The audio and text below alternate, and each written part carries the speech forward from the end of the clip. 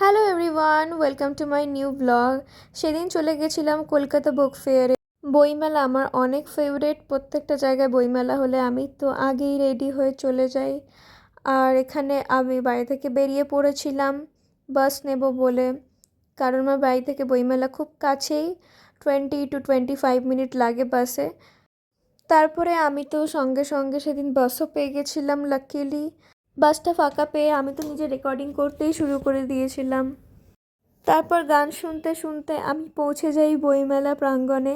ঢুকে তো আমি এন্ট্রান্সই খুঁজে পাচ্ছিলাম না, তো ঘোরাঘুরি করছিলাম। দেন একটা চায়ের দোকান পেয়ে চা খাচ্ছিলাম। দেন আমি সমস্ত মানুষকে ফলো করতে করতে পৌঁছে গেলাম অবশেষে বই পুজো দেখতে। আর বই পুজো দেখতে গিয়ে আমি পেলাম এক গাদা ভিড়। সেখানে আমি বুঝতে পারছিলাম না এত ভিড় কেন, এবং বন্ধুর জন্য অপেক্ষা করতে থাকি অ্যান্ড তারপরও চলে আসে। বাট এতটাই ভিড় ছিল যে মানুষের মাথা ছাড়া আমি সেদিন কিছু দেখতে পারিনি, বই আমি দেখতে পারিনি। মানুষের ধাক্কাধাক্কি চোটে আমি তো স্টল থেকে বেরিয়েই গেছিলাম। বই কিনে দেন गरीब आदमी और आप कुछ भिखारी से भीख मांग रही हो। আমরা এসেছি বই পুজোতে, আর ভিড়টা দেখে মনে হচ্ছে দেশপ্রিয় পার্কে এসেছি। দেশপ্রিয় পার্কে ঠাকুর দেখতে এসেছি।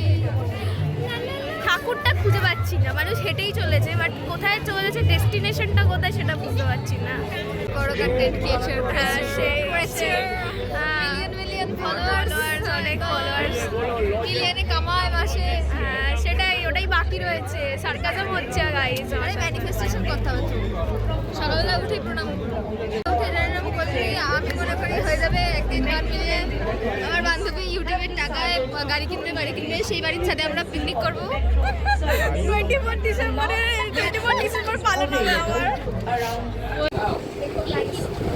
देखो ना क्या है, ये है फोटो, ये है रियल। তারপরে আমরা একটা এনশিয়েন্ট শপ খুঁজে পেলাম যেখানে এনশিয়েন্ট বুক পাওয়া যায়। এটার কথা তো বললামই না, if you know you know. তারপর আমি খুঁজে পেলাম কিছু পুকি বাচ্চারা যারা গান গাইছিল। তারপরে তো আমি বইমেলাকে প্রমোট করা চালু করে দিয়েছিলাম। এই জন্যই বলছি হাত ধরে চল, হারিয়ে যাচ্ছিস।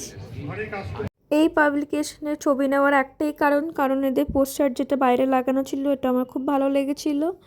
অ্যান্ড তারপরে আমরা খুঁজতে খুঁজতে আনন্দ পাবলিশার্সের সামনে আসি ঠিকই, কিন্তু সেখানে এসে আমার আনন্দ চলে যায় জীবন থেকে, এতটাই লাইন। তারপর দেখি কিছু লোকজন এখানে বসে গল্প করছে। একমাত্র কলকাতাই পারে একটা বুক ফেয়ারকে ফেস্টিভ্যালে ট্রান্সফার করতে, অ্যান্ড সেটা অনেক বেশি প্রিসিয়াস। তারপর ভিড় ঠেলে একটা স্টলেই ঢুকতে পেরেছিলাম। সেখানে বইয়ের দাম দেখে আমি আমার অকাত বুঝে গেলাম যে এখানে বই কেনা তো পসিবলই নয়। তারপরে আমরা একটা দোকান দেখলাম যেখানে কাশ্মীরি কাওয়া বিক্রি হচ্ছিল, অ্যান্ড ওটা 50 টাকায় বিক্রি হচ্ছিল বলে ভাবলাম এটাই আমরা খেতে পারবো একমাত্র। তারপর আমি আমার বন্ধুকে বললাম যে আমাকে কিছু ড্রাই ফ্রুটস কিনে দিতে, বাট সে আবার বলল সে গরিব। তারপর আমরা কাওয়া খেলাম। তারপরে আমরা গল্প করছিলাম আমাদের কলেজ ডেজের কথা। আমরা কলেজে যদিও পড়ি।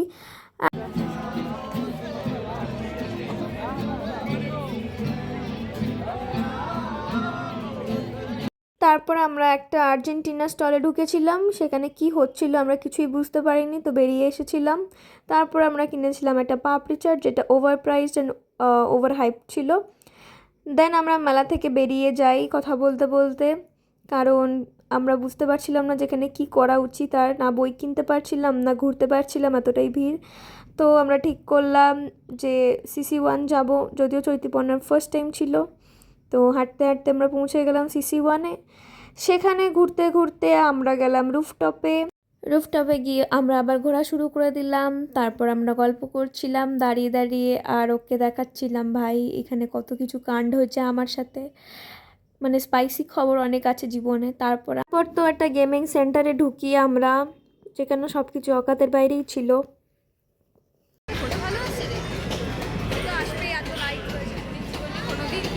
খাইনি, কারণ আমার কাছে 40 টাকা ছিল, কিন্তু 40 টাকা দিয়ে খালি কিন্ডার জয় কেনার মতন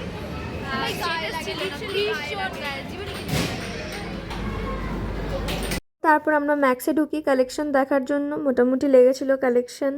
তো আমি কিছু অ্যাক্সেসরিজ দেখছিলাম যেগুলো আমার সেগুলো মোটামুটি লেগেছিলো। তারপরে এই ব্যাগগুলো চোখে পড়লো, ব্যাগগুলো আমার তো সেই লেগেছিলো, বাট ভীষণ দাম লাগছিল, তাই আমি কিছু কিনিনি অ্যাজ ইউজুয়াল। তারপরে আমি আমার একটু ভিডিও করছিলাম অ্যান্ড সেই সময় দেখলাম চৈতিপর্ণার বন্ধু চৈতিপর্ণাকে কল করেছে অ্যান্ড ওকে জিজ্ঞেস করছে ও কেন দেখা করতে যায়নি ওর বন্ধুর সাথে। তাই জন্য আমি একটু ভিডিও করে ফান করছিলাম। এখন বলবি বয়ফ্রেন্ডের সাথে কুপিয়া বয়ফ্রেন্ড